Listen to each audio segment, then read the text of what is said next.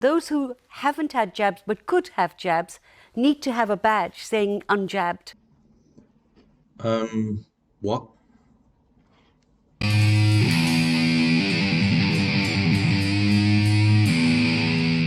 And welcome to Counter Narrative. Today we'll be looking at Yasmin Brown shirts, disgraceful comments on daytime TV, calling for the segregation of people into the vaxxed and unvaxxed. She wants the unvaxxed to wear badges. Where have I heard that idea before? Let's take a look at the footage. It's good to give them more time, but I really think that unless there are medical reasons why certain members of staff cannot be jabbed, I think when you're working in the NHS and care homes, you really should get jabbed. And I think this is the way I would look at it. Those who haven't had jabs but could have jabs need to have a badge saying unjabbed. Really? Yeah, and I would not let them treat me.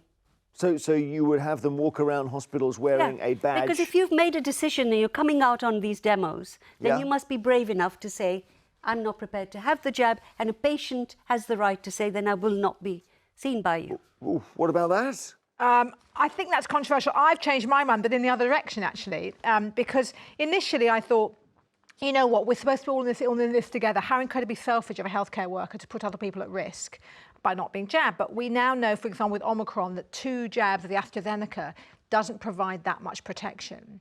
So at the moment, being jabbed is 2 jabs, Well, not 2 jabs plus booster provides a lot of protection. Yes, but at the moment, that's not what they're demanding. Sure. They're just demanding 2 jabs. So actually, it's not that effective. Yes, I'm triple jabbed, or my kids are jabbed, but we are in a crisis here. And if those, and I grant them, are selfish, because all they're saying is we want more time to see whether the jab's safe. So the rest of us, all of us, are the guinea pigs, while they decide in some future moment, oh, well, since you've all had it, now I'll have it. Oh, yeah, they're looking at us to see if we keel over. Yes, exactly. And then they'll say, oh, well, we'll have it. Jeremy's all right. But I think we have to staff our hospitals. We have to staff our care homes. So I think we have to say a year's gap. But what about the Yasmin's compromise, which is you say, OK, you can work in the NHS, but you need to wear a special label? I'm nervous about that because I think that is potentially discriminatory. Because somebody could say, well, I can't have the jab because I have whatever X, Y, Z condition. That's different. Well, you're still unjabbed, so you still have to wear a badge. Have a different badge saying, you know, I've got a reason. Well, then you've got multiple badges. I think it's, I, as a patient, am not prepared to be treated by anybody who's not jabbed. Well, I think that's it. The customer's king. Well, I think that in private healthcare that might work, but in the NHS, I pay my taxes. When I was treated in hospital quite a while back now, and I was in a private room, but I had at one point no clothes on, and the nurse who came in was a man. And I was a bit stunned by this, that I had a male nurse and I've now not got clothes on. And I was really uncomfortable, but I didn't feel able to say, because I thought it would be discriminatory, I only want female nurses. No, you can't and I didn't think I could. I wasn't asked whether it was okay. But I think in the NHS, we kind of have to accept. You can't say, I don't want that kind of nurse or that kind of nurse, or, you know. I'm sorry, it isn't just choice. We're talking about grave illness, long COVID patients. We've got huge numbers still in hospital. Vulnerable people. If NHS staff feel as strongly as they do about not wanting to have the jab and waiting to see how the rest of us fare, then they should announce that publicly, and then it should be up to the patient. But won't that cause chaos, Yasmin, if patients are allowed to say, right, before this goes ahead, this operation, this investigation, let's say, just make sure, has everyone had the jab? The one person who's supposed to be handing the scalpel says, I haven't had the jab because I object to it. No, I think and you then say, right, you're out. What I would say, at the point of reception, I've been going into hospital quite a lot over this period for various reasons. Everybody masks. I feel safe. If there are now, and I didn't know there were this many NHS staff until now who aren't jabbed. Now, some of them may have a reason, and I totally respect that. But what I can't respect is that you're treating us and yet you refuse to get the protection the rest of us have really sometimes quite worried about it, but took the jabs. I don't think that's right. All right, let's just...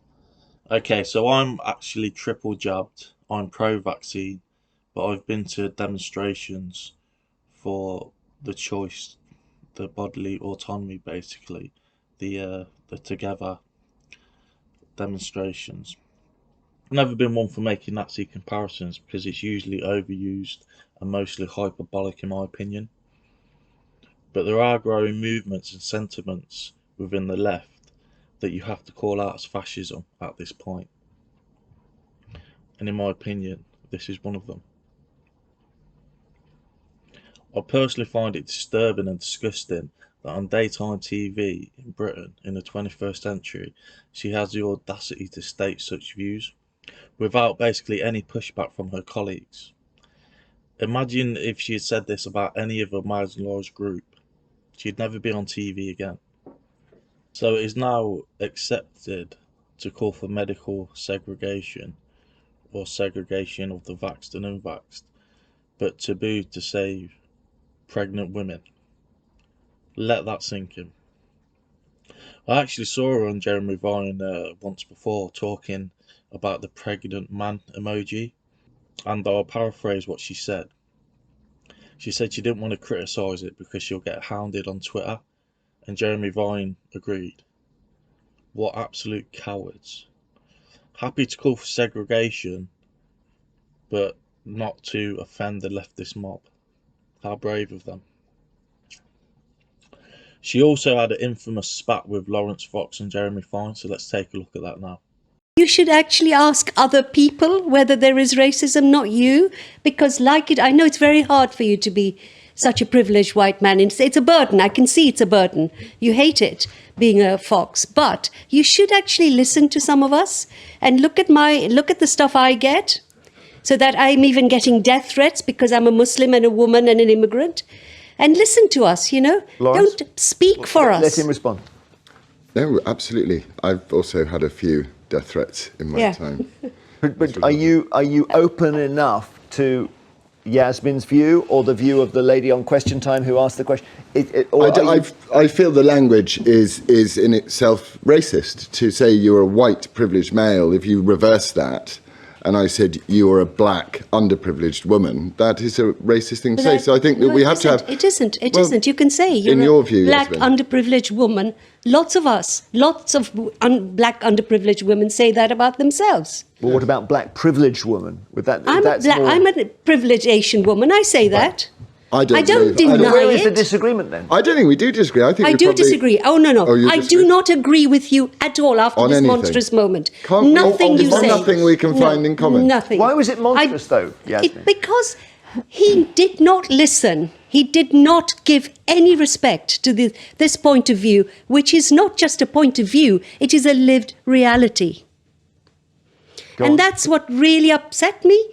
So I've stopped watching you, by the way. Even on Lewis, which I used to like. Okay, What, you stopped watching him acting? Yes. Oh. Well, but he's playing different roles when he acts. A terrible woman I am. Don't do that. We can be friends. I'm No, sure there's something we have in Mr. common. Fox, you and I will never be friends. We will not even be vague acquaintances, but we can talk. And I want you, and I did think about, I think you find it quite hard to be a privileged man. I'm not being sarcastic. In what way do you? Because you react so viscerally to it. What I reacted viscerally was to a racist allegation. It wasn't a racist allegation. Yes, You are a white privileged man. No, I'm just a man. No, you're not just a man. You're a white privileged man. Because I thought their response was so brilliant.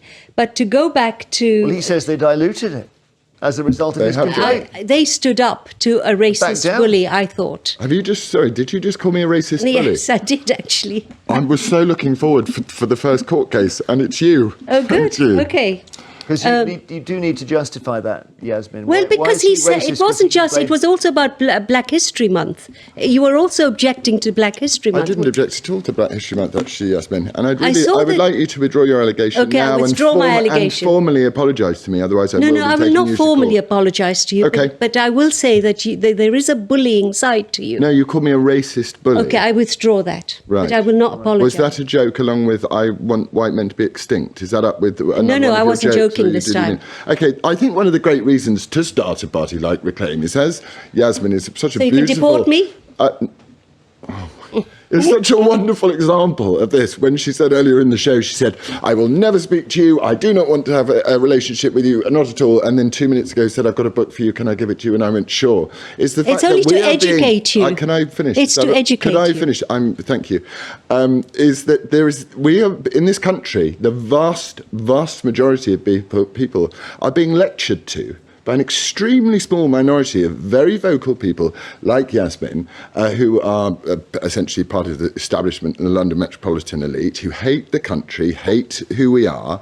And, you have Ash Sarkar who calling... we are? What do you mean by well, we? you have Ash Sarkar calling this place this cursed isle. You've got Alistair Campbell. And it's like, no, we need to be honest. I agree with you. We need to be honest about what the history of our country, but also let's be proud of what we've done and patriotic about it. Ian, with you.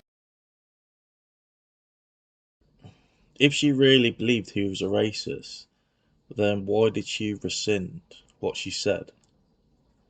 Surely she would have won any slander case. The left have got away with this for far too long. People now need to push back against what is frankly cowards who have turned into bullies.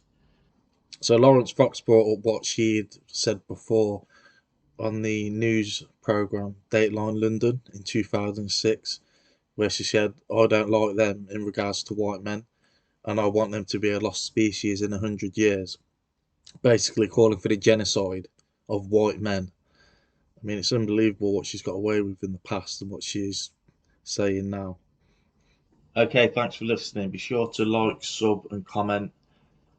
Till next time.